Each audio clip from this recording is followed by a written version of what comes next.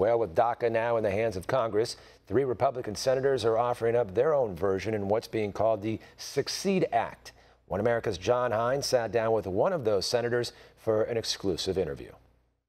Hello, we're here with Senator James Lankford of Oklahoma, and we're talking about DACA repeal and replace. And Senator, you said that it is time for Congress to stop ignoring the obvious problems with our border security and immigration system and pretending this issue will resolve itself. Talk about that a little bit and talk about your thoughts on how we might address that. Each year this gets worse and it gets harder. These children that came across the border when they were literally children are growing up in our culture. It is the ultimate amnesty, quite frankly, where they're already here. They're already living in culture. They're not paying taxes, or maybe they are, whatever that may be. We don't know. We have lots of other individuals that are here, and we're every year not fixing the border security issue. So it continues to get worse year after year after year. Now, President Trump has kind of kicked this back to the Congress with regard to DACA.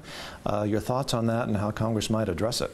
So the president came out and said what the president should have said, I believe, and that is DACA was not something that should have been done by the executive branch. DACA, people forget, is not some sort of legal status. It's just, I'm not going to prosecute you. Literally, we as a nation are just going to turn our head and pretend that's not there. And it's given 2 years at a time if you'll register, and then they'll say we won't prosecute you for anything. That should not have been done in the first place. It definitely shouldn't be the continual practice. And what the president said is, this shouldn't be done on the executive side. There should be a legislative fix. The president's been very clear we need to do something to be able to resolve this. For the kids who came into the country, that their parents did something illegal, but they came as an infant, oftentimes, and have grown up in our country, and they didn't violate something. So we've got to be able to resolve it for those kids especially.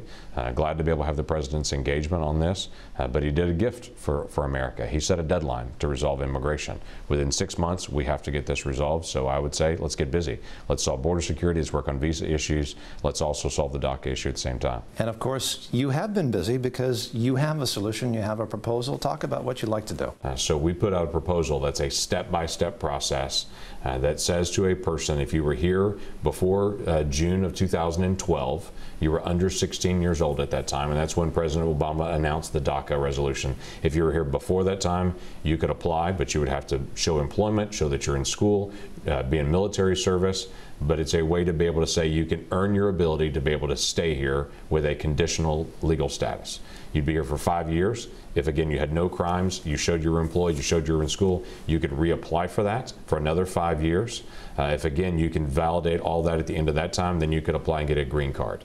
Have you spoken to the president or people in the administration about this? Is it something which jives with what they want to do? I have spoken to the president about it. In fact, it was interesting, several weeks ago I started laying this idea out. The president called me late at night on my cell phone, actually, and we had a long 15-minute conversation about it, and he wanted to know the details of how it would work.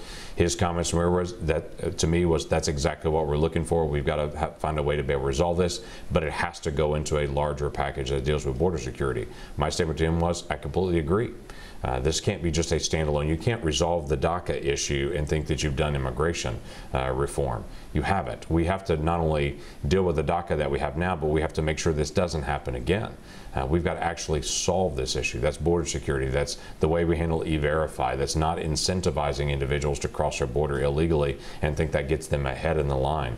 We've got to still honor the people that are overseas right now that are actually doing it the right way to be able to make sure we honor that. There are ways to do that, and then we should do it that way. And I think that's where the president is. That's certainly where I am. And we're trying to be able to move forward on that. Senator Lankford, thank you very much. Well, there you have it, talking with Senator James Lankford of Oklahoma. And back to you in the studio.